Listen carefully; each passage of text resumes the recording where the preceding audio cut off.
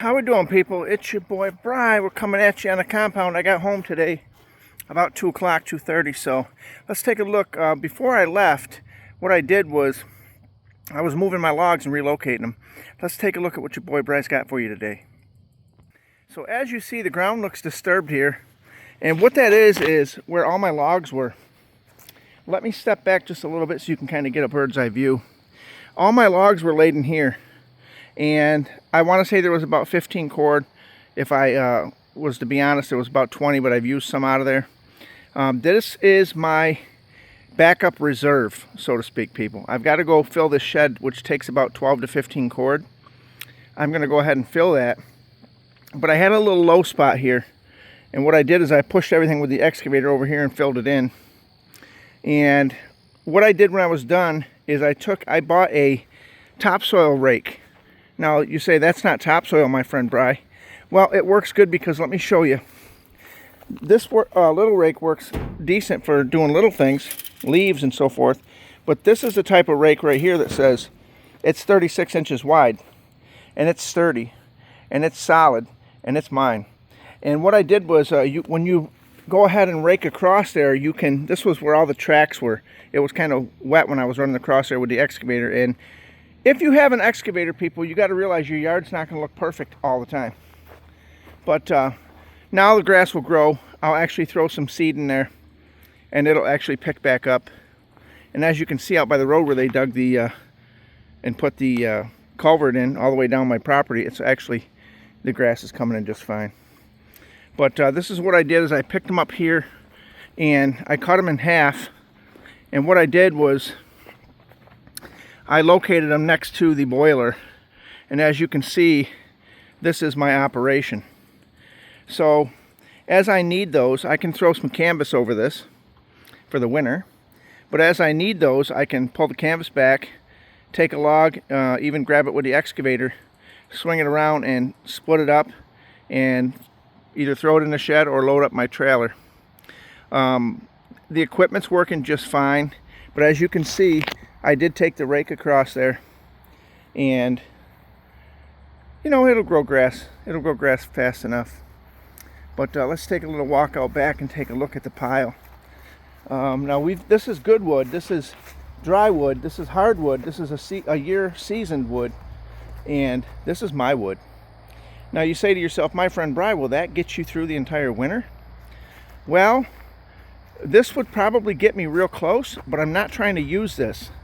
What I'm trying to do is use this as a backup reserve only. If there's some reason where we have a major storm and I can't go get more wood, which is only 3 miles down the road, I have these. And then also I have a few logs back here that they're not hardwood, but they're wood that says we can burn those. We can burn those if we need to. And I probably will burn them. I'll mix them in. And that's the beauty of the wood boiler. Now you say, what is all this? What is all this mess? This, I went to the dump last week when I was home on a Monday, and little did I know the dump was closed on Monday. And as you see, I have my extra propane tanks there. They're full, but I need to get my Generac put in, and I want to make sure I only have 2 up front. But that's the load there. There's all of 15 cord there, I'm sure of it. And it's good wood, it's dry.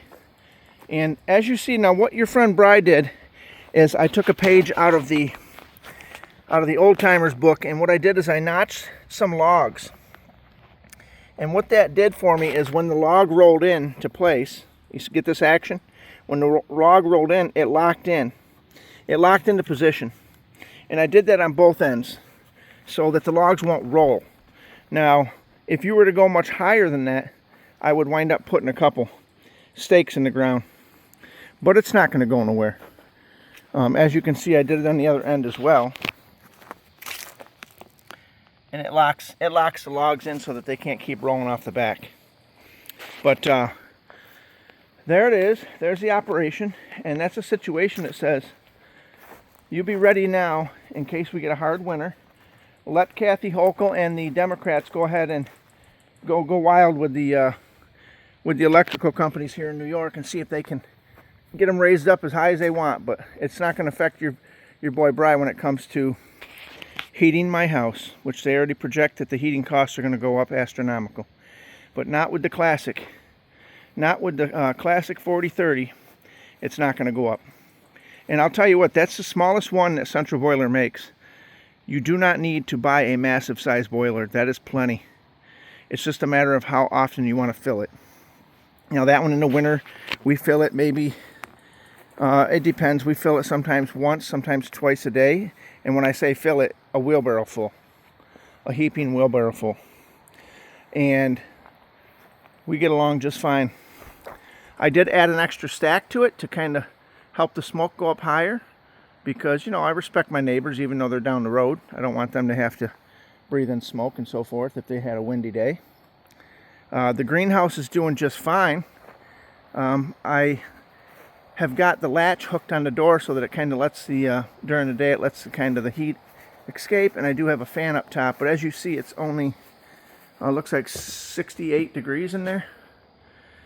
And we've got a few things we can take a look at. We've got some tomatoes growing still. We've got a bunch of the little tomatoes. And it extends your grow season, people. It extends your grow season with the greenhouse for a couple of months on both ends. But that's the situation. We do have some peppers in here still.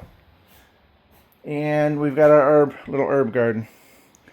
But that's the situation. Your boy Bry's saying that he's happy with the logs. I'm going to go ahead and see if I can't order another truckload. Now, it was a massive size truck when I got it. And it was, I want to say, $700 or $800. A really good deal. So, down the road, I believe the fella's got a whole greenhouse, a massive greenhouse, and a outdoors, a big laydown yard where he's got all his wood. And this is primarily where I'll be buying from. But I usually, for $3,000 or under a year, I can heat my entire house. And when I say for a year, that's the entire year. Because I keep my boiler going year round. And the reason is because I run my domestic hot water off of it. So in the summer, you don't have to fill that stove maybe once every day and a half. But that's the scenario, people. This is your boy Bry.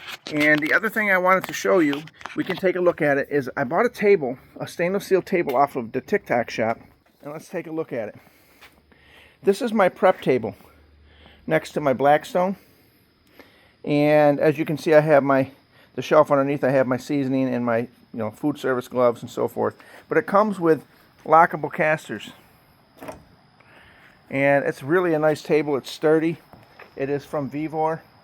And it's a good table that says when you're prepping food, it's hard to beat. This is your boy Bry. I've got to get on down the road because I got a flank steak I need to cook tonight, a big flank steak.